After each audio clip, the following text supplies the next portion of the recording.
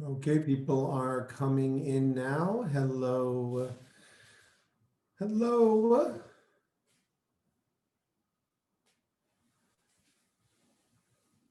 What's up, buddy? How are you guys doing? Hey, Rindy. Hey, Jean. Hey, Rabbi Russell. Hello. That's Chow Marie Griffiths. How are you? Nice to see you. Hi, Eric, Leo, and Luca. Hello. All right. Nice to see you guys. All right. I think people are still coming in. All right. Hello. Nice to see you, Vered. Hello. Okay, so tonight is the 8th night of Hanukkah. As you can see, I have the 8 lights, candles all set up. We're going to light a full Chanukiah this evening. Hi, Sue. Nice to see you. We're going to light a full Chanukiah up this evening, and I just wanted to just say a few words before we start. Did you want to say something as well? Okay, you just, all right, but I just, okay, I want to be able to say something here, Shem.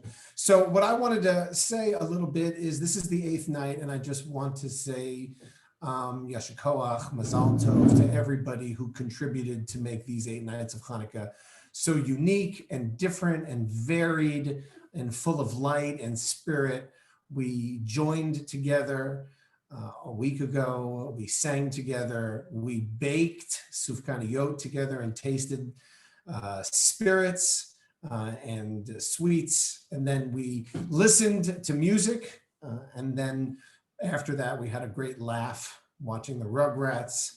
And then we learned a little bit, and then we connected and met new members. And tonight we're going to jam a little bit, because what do you do when you've got lots of different influences all flowing together? You jam them all into one. And so tonight we are going to, after we light the candles, I'm going to show you a conversation between myself, Relics Magazine editor-in-chief Mike Greenhouse. For those of you who might be familiar, Relics Magazine is the original magazine of the Grateful Dead. It's still covering the jam band scene, as well as Lebo, for those of you who might be familiar with Dan Leibovitz of ALO. He's going to be joining us in a conversation, followed by a holiday concert that he was intending to perform at Terrapin Crossroads, but was not able to do that, and so has recorded it for us this evening. Shimmy, I need you to just keep it down a little bit. And so what I wanted to say here is it's really interesting for me personally to